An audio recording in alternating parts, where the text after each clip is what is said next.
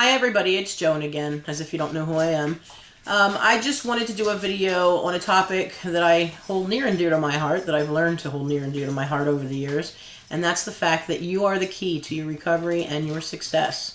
I did a video a couple of days ago about how my sneakers were giving me the problem, and I didn't realize that until one day I put them on and realized that my heels were lower than my feet, and that's what was causing my problem with my legs and knees.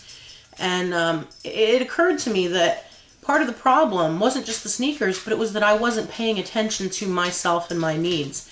And what happens is we do that to ourselves a lot. And when we're trying to change and do things differently for ourselves, we need to realize that we are the key. Only you know what's best for you. And it's taken me 20 years to figure out what works for me and what doesn't.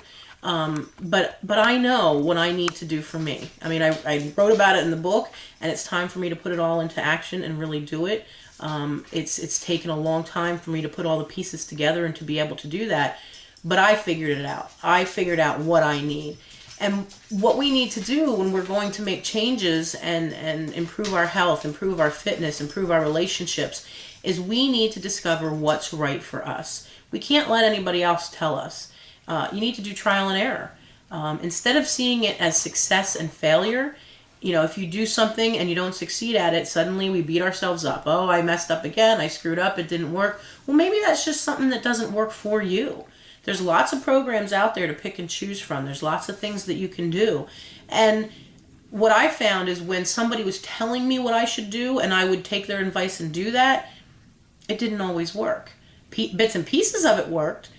And then I would beat myself up because it didn't work. But just because it worked for them doesn't mean it's going to work for me. I'm a totally different person. I'm a totally different physicality. Certain food plans may not work for me, but they work for other people. I have people now telling me they know I'm trying to improve. I should go all veggie. I should go raw. I should, do Atkins. I should do South Beach. Whatever the case may be. And I actually incorporate in the way I eat, when I'm eating the way I should, elements of all of that. Back in 95 to 96, I had probably at one point weighed about 380 pounds, and I managed over a year to lose 100 pounds, got down to about 270. And I had done Richard Simmons' Deal a Meal. And it was a little bit difficult to do. It was hard to stick to that food plan for a year. And I had good days and bad days, but 90% of the time I stuck to that food plan. What I've realized over the years is the processed carbs don't work for me.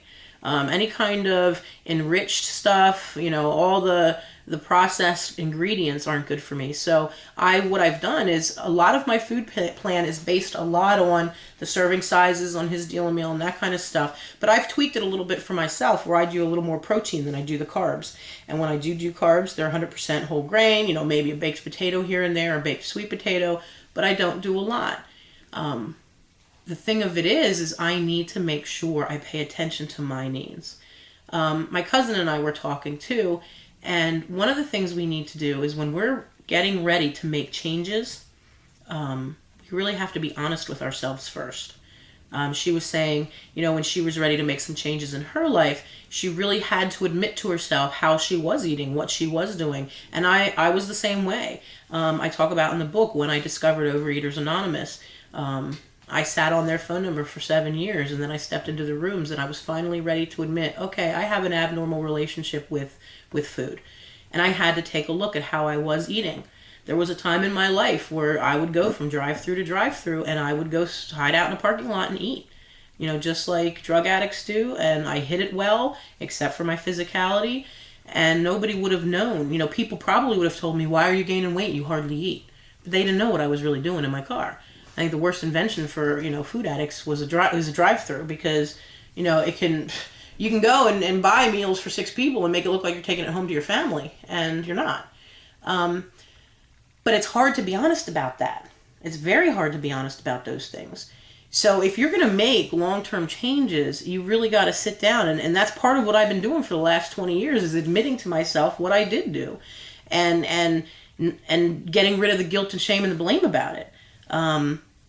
You have to really be willing to admit what your behaviors are. I've met, in jobs that I've met morbidly obese people who are stuck in their beds, and they tell me they hardly eat anything. But then I talk to their families. I mean, you guys see that on TLC, some of those shows that you've seen, the family says, oh no, they eat this, this, and this. And it's because they're not admitting to themselves what they're truly doing. So the key in any kind of recovery program, whether you're trying to lose weight, whether you're trying to get more fit and healthy, whether you're trying to improve a relationship, is you have to sit down and really admit what truly is going on first. Then you have to start by trial and error and figure out what's going to work for you. And like I said, it needs to be trial and error. It's got to be about what does work and what doesn't for me, rather than here I go, success or failure. I screwed up. Then we judge ourselves, we beat ourselves up. Those negative words aren't good. We need to just say, okay, that didn't work. What should I try a little bit differently? The problem that I have right now is I would say that I have a better relationship with food. I don't have the same addictive behavior that I used to have. Now my problem is I'm older. It's harder to take the weight off. I had gained and lost, and now my metabolism's screwed up. My thyroid doesn't work quite right. You also have to figure out what issues you're dealing with other than just your relationship with food. I do need to go see a doctor and check out a couple of things. But you really need to take a look at where you are now in all circumstances and figure out what's going to work for you. It might take more time that way. You might not lose the 50 pounds in 3 months that you wanted to lose. It may take a year and a half to lose 50 pounds if you stick to it. It may take longer than that. But as long as you were succeeding, as long as you're having some rate of success, it's better than, losing the 50 pounds and gaining 100. You gotta just take one day at a time and really try to figure out what works for you, because nobody knows you better than you. And that's part of the recovery process. That's part of the journey, is figuring yourself out, which takes time. Now I need to just make sure that I take care of me. I need to make sure that I do what I know works for me. I had said in an earlier video, being heavy, it's harder for me to accomplish my responsibilities at home, take care of my family. So sometimes if I make my family spaghetti, sometimes it's easier for me to just eat some spaghetti than it is for me to make something separate for myself, or separate the two, or whatever. And I need to know that I'm doing them more of a disservice by doing that. I got to take the time for me. And in the beginning, it might be a little more time than I have, but in the long run, it'll work out. So you have to, one, admit to yourself where you stand right now, because sometimes it's difficult to say, I do eat 4 donuts every morning, or I do, drink too much, or I do too many drugs, or whatever your problem is. You have to be able to admit it, because a lot of times people, they hide it. They're too busy hiding it that they don't, admit it to themselves. And then also, you got to find somebody that you feel comfortable admitting it to. You got to take it out there, and you got to tell somebody, whether it's your family, somebody in your inner circle, whether you're going to 12-step meetings and it's a problem with an addiction and you admit it to a sponsor, whether you see a therapist and you talk to them about it. You have to put it out there. I talk a lot in my book about it is what it is. And if we keep it hidden and we keep it a secret and we beat ourselves up privately about it forever, it's never going to get better.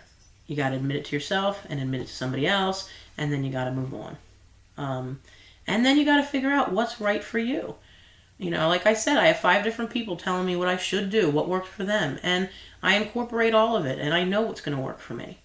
But it takes time to figure that out. And do not judge yourself if you, quote, fail. It's not a failure. It's okay, that didn't work for me. That's the important thing as well. You can't beat yourself up over stuff. You just got to figure out what is going to work.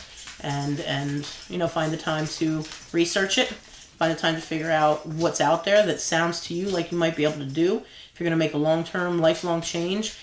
People want me to do, all veggie diet. Go raw. I wouldn't stick to it. I know I wouldn't. In time, I may gradually do more raw, more vegetables as time goes on. But to just drastically go to all raw right now, I wouldn't succeed. I know that. So, basically my message in this video is don't forget that you know you best, and if you don't, you need to get to know you, because you're the only one that's going to be able to figure out what's best for you. If you do what everybody else says you should do, then you're going to end up resenting them, and you're going to resent yourself for trying to listen to somebody else. So, take the time to figure out yourself a little bit. Try to write down what your needs are. Try to figure out where you stand. I think the dogs won out. And, write me. Tell me what you think. Go on my website, joanmlandis.com. You can email me through there. Send me a message. Tell me what you think.